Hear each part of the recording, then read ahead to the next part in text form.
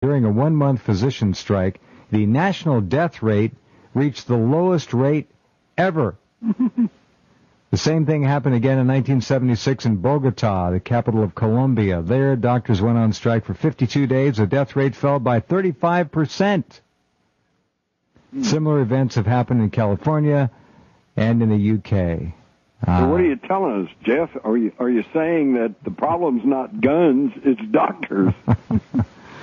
And it's sad.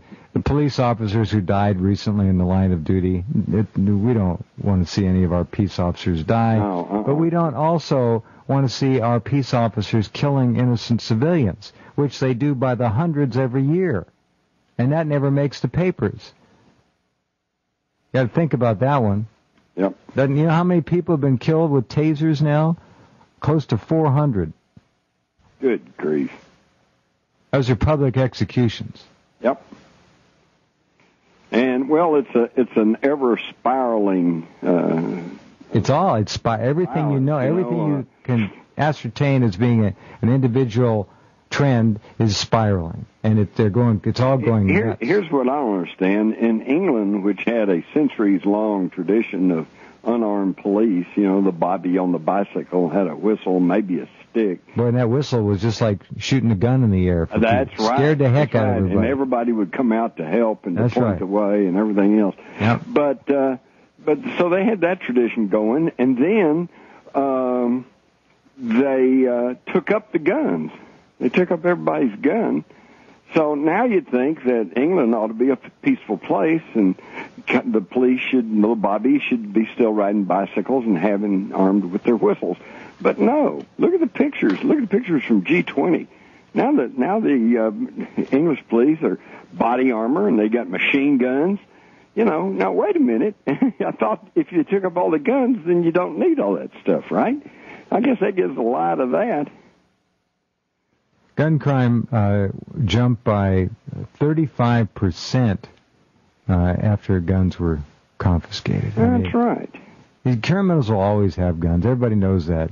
And if they know nobody else has one, then they can run wild.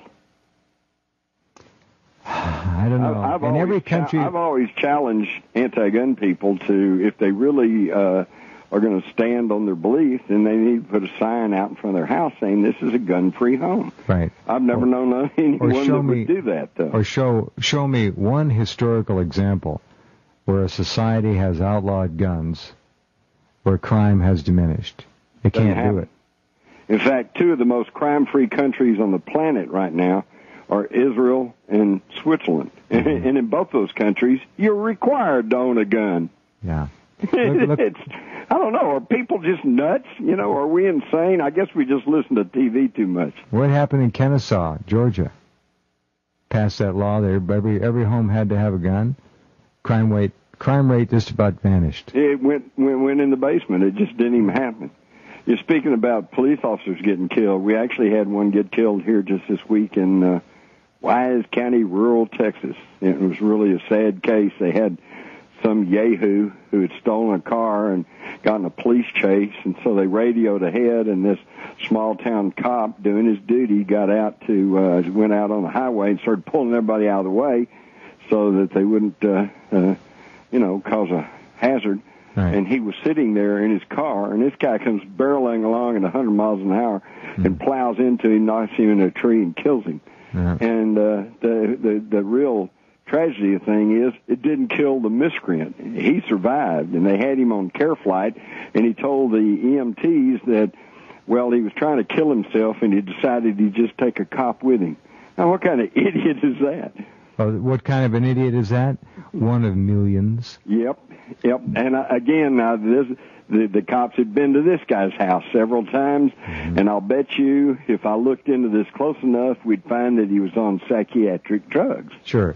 That's almost a given in every case of mass shooting or any kind of a public display of homicide like this, you're going to find psychotropic so medication. Instead of seriously studying that issue and being as concerned as we are with teen suicides and with school shootings and these people going berserk off these drugs, instead of actually seriously studying that, instead we've got the Mothers Act that they're trying to push through Congress right now that's going to require mandatory psychiatric screening and treatment, meaning drugging, for postnatal and prenatal depression in mothers. Mm-hmm. Now, wait a minute. I've been the father of 2 children, and I know a little bit about women going through pregnancy, although I've got to admit I have not experienced that firsthand, but I've experienced it secondhand. And I don't think there's a woman in the world who's gone through a pregnancy who on one day or the other hasn't felt just a little bit depressed, okay? So now they're going to identify them, screen them, and if they happen to catch them on the day where they say, do you feel a little depressed? And they say yes, then they put them on Zoloft or Prozac, and where does it go? They'll probably be on that for the rest of their life. That's the line the doctors don't tell them. You'll probably be on this the rest of your life.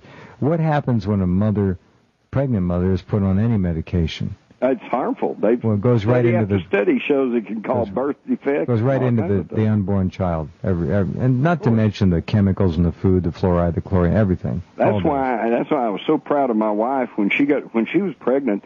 She wouldn't even drink alcohol, and she loves to have a glass of wine now and then.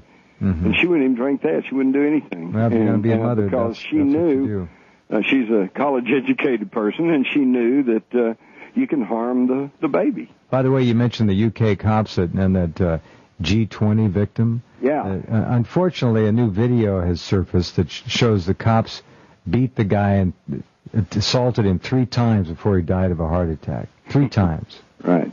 Just walking home from work. Worst case of heart attack they ever had. Yeah. I don't know. It's just, I don't know. Everywhere you look, it's lunacy. It's I know. madness. And the thing is, though, the cops blame the demonstrators blame the cops, and personally, I think they're both victims. Okay? Well, this guy was walking home. He wasn't demonstrating. Because they are put into that horrific situation. So what you have to do is figure out who's the people that are engineering these situations. But, of course, nobody wants to think about that because then you're into national. Going back and looking at the bigger picture. Then when you think you got that figured out, you take 10 steps further back and look again. Right. If you can. 12-year-old middle schoolers in the U.S. are having lots of sex now. Big surprise, eh? Wonder why. Yeah. After all, they do watch television. Back in a minute.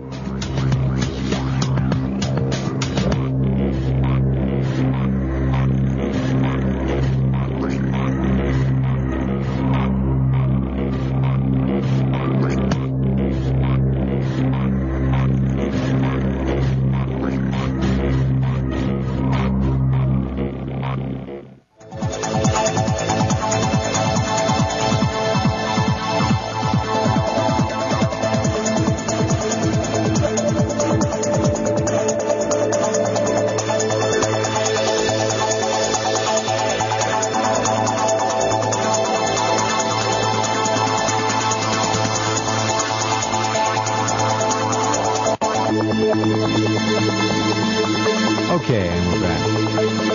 1.6 million young Americans, adults 18 to 34 years of age, are now living back with their parents. Rent-free. They can't make it. Can't make it on their own. No big surprise. And speaking of that middle school sex thing, this is United Press International. By the age of 12, Jim, by 12% of U.S. students have already engaged in vaginal sex, 8% in oral sex, and 6.5% in anal sex. It's from the University of Texas School of Public Health. Well, Austin's a pretty wild place. This is Houston. Still in all, that's really terrible because, you know, Well, you don't go back, you know. We're eliminating childhood, which is really unfortunate because, you know, from the time you're born until... There is no more childhood. Yeah, until you're about 14 or 15, you really ought to be able to just be a child. No more. They got pre-training bras for 5-year-old girls so they can look like Britney Spears. They do. Sad. They see that maybe as a chance to get on the news. I mean, after all, you know, we don't get any real news. We just get whatever Britney's doing lately. Here's a sad note. Colombian coffee prices are at an 11-year high. Oh, a pound of coffee costs you more than gasoline. Is that the way it works now? Well, when you figure out, you know, the bulk and the percentage of what you're getting and everything, sure. But, you know, they get somebody addicted to caffeine, like me, got to have a little coffee in the morning. Mm. Some new car prices have now fallen below used cars.